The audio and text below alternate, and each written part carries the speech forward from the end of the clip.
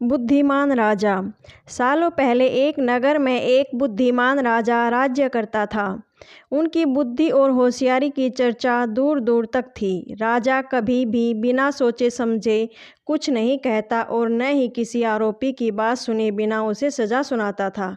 उसकी बुद्धिमत्ता के चर्चे सुनकर आसपास के राजा रानियां और राजकुमारी आदि उनसे जलते थे। इसी जलन के चलते सभी उस राजा की बुद्धिमत्ता की परीक्षा लेने के लिए नए नए तरीके अपनाते थे।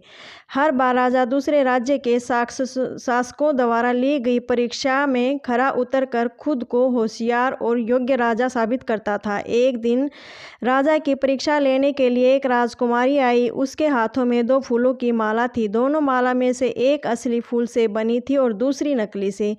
उन दोनों मालाओं को देखकर उनका ये भेद बिल्कुल पता नहीं चल पाता था। इसी वजह से राजकुमारी ने राजा के सामने दोनों मालाएं रखकर पूछा, हे राजन, अगर आप बुद्धिमान हैं तो बताइए कि इनमें से कौन सी माला असली है।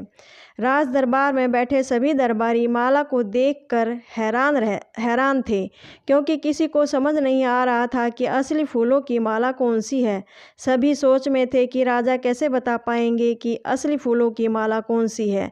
राजा भी माला को देखकर परेशान होने लगे। उसी वक्त उनके दिमाग में कुछ तरकीब आई।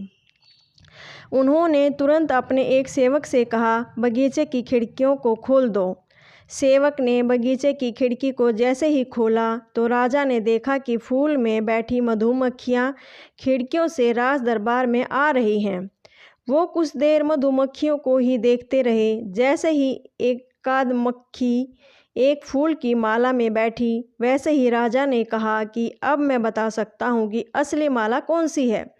राजा ने तुरंत उस माला की एक तरफ इशारा किया जिस पर मधुमक्खी बैठ रखी थी।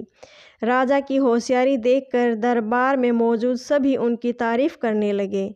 सभी कहने लगे कि हर राज्य को आपके जैसे ही बुद्धिमान राजा की ज़रूरत है। राजकुमारी भी राजा के बुद्धिमत्ता देखकर खुश हो गई। उसने भी बुद्धिमान राजा की तारीफ में कुछ शब्द कहे और वहाँ से अपने राज्य की ओर निकल पड़ी।